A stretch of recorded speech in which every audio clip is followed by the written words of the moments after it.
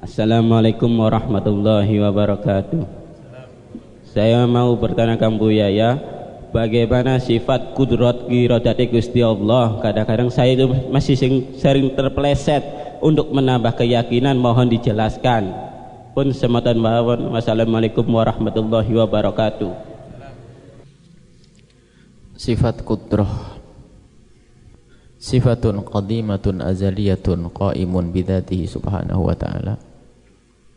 Sifat kudrah adalah sifat yang dahulu. Sifat itu qadimah, dahulu, dan ada pada Allah subhanahu wa ta'ala. Dan hanya ada satu kudrah. Sifat kudrah itu satu. Tidak ada Allah mempunyai dua kudrah, tidak.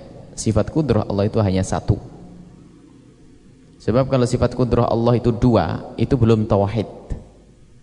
Karena kudrah Allah itu harus punya makna kuasa terhadap segala sesuatu. Enggak ada yang enggak masuk di wilayah kekuasaan Allah. Itu kudrah.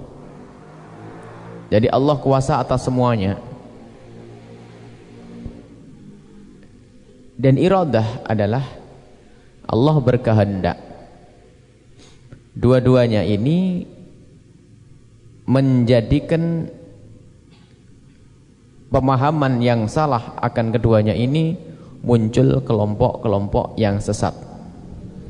Ada kelompok namanya Mu'tazilah. Tidak bisa memahami akan kuasanya seorang hamba. Saya bisa mengangkat pulpen. Apa yang ini maksud dengan aku kuasa mengangkat pulpen? Bagi akidah Ahlussunnah wal Jamaah sederhana. Ini adalah Allah menginginkan, berkehendak aku mengangkat pulpen, dan kekuatan ini Allah yang kasih. Bukan dari diri saya sendiri. Jadi antara kudrah dengan iradah harus digabung. Aku berkehendak, tapi Allah yang menjadikan aku berkehendak. Jadi jangan sampai seperti sebagian kelompok mengatakan kehendak itu dari diri saya sendiri, maka itu namanya qadariyah dan kekuatan dari diri saya sendiri. Sisi lain jabriyah, saya tidak punya kehendak apa-apa dan semua yang terjadi ini Allah yang menjalankan. Di saat ia berzina, kenapa kau berzina? Allah, saya hanya menjalankannya. Di saat ia mabuk, Allah.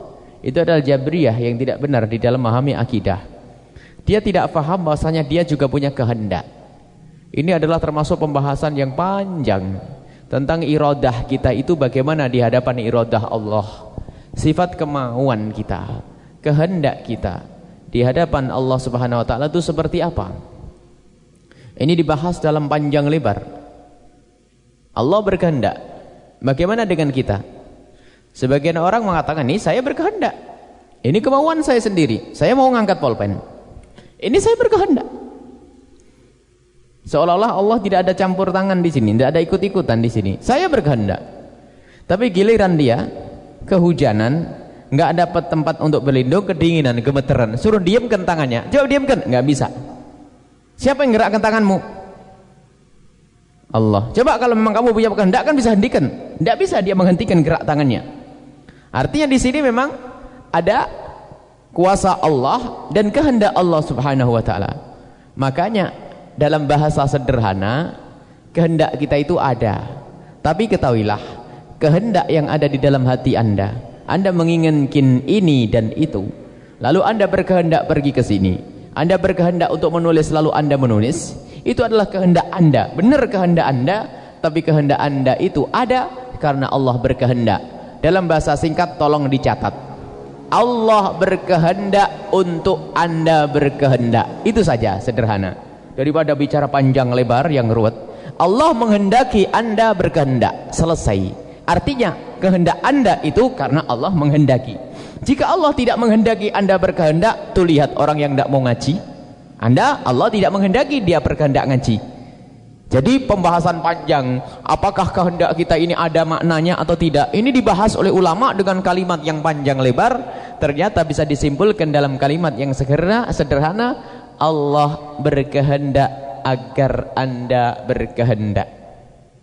Allah menghendaki Anda berkehendak. Selesai.